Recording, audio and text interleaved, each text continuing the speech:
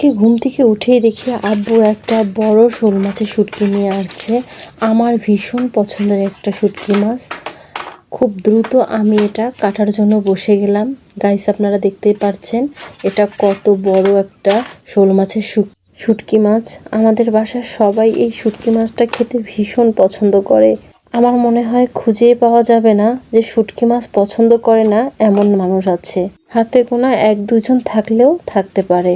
তবে যারা এখনো শোল মাছের শুটকিটা ট্রাই করেননি, একবার হলেও ট্রাই করবেন। এর স্বাদ মুখে লেগে থাকবে। আর শুটকি মাছটা অনেকটাই শক্ত, আমার কাটতে বেশ কষ্ট হচ্ছিল। ভিডিওটা লং হবে বিধায় কিছুটা আমি শুটকি কাটা স্কিপ করেছি।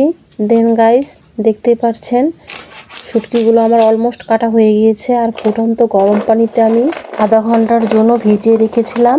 দেন খুব ভালোভাবে পরিষ্কার করে নিয়েছি গাইস, আপনারা দেখতেই পাচ্ছেন। চলুন তাহলে কথা না বাড়িয়ে রেসিপিতে চলে যাই। চুলায় একটি প্যান বসিয়ে তাতে আমি তেল দিয়ে দিয়েছি কিছুটা। তেলটা গরম হয়ে আসলে শুটকিটা দিয়ে দিলাম। এটা খুব ভালোভাবে সময় নিয়ে ভেজে নিতে হবে। আর শুটকি রান্নার আগে অবশ্যই ভেজে নেবেন, তাহলে শুটকির যে একটা গন্ধ থাকে সেটা চলে যাবে। দেখতে পাচ্ছেন যখন একটু কালারটা চেঞ্জ হয়ে গিয়েছে, এ পর্যায়ে শুটকিটা আমি উঠিয়ে নিচ্ছি তেল ঝরিয়ে। আপনারা দেখতেই পাচ্ছেন এই কাজটা কিন্তু অবশ্যই করতে হবে। সবগুলো শুটকি আমার ওঠানো হয়ে গেলে ওই প্যানের মধ্যে পরিমাণ মতো তেল অ্যাড করে দিলাম। যেহেতু এটা শুটকি মাছ, তাই পেঁয়াজটা একটু বেশি দেওয়ার চেষ্টা করবেন।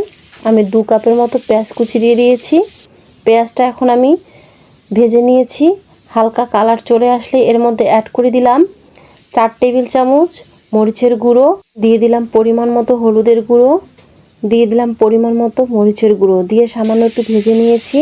দেন অ্যাড করে দিলাম 4 টেবিল চামচ আদা রসুন পেস্ট, গরম মশলা পেস্ট দিয়ে দিলাম 2 টেবিল চামচ। দেন মশলাটা আমি খুব ভালোভাবে কষিয়ে নিয়েছি গাইস, আপনারা দেখতেই পাচ্ছেন।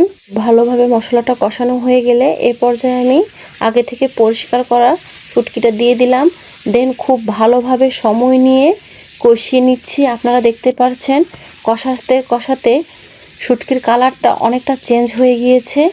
এটা কিন্তু অবশ্যই সময় নিয়ে কষাতে হবে। আমার ভিডিওটা লং হবে বিধায় আমি কষানোটা কম করে দেখিয়েছি আপনাদের।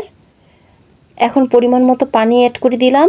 এ পর্যায়ে অ্যাড করে দিলাম ভাজা জিরে আর ধনিয়ার গুঁড়ো 3 টেবিল চামচের মতো। দেন ঢাকনা দিয়ে দিলাম। ফিরে আসলাম 30 মিনিট পর।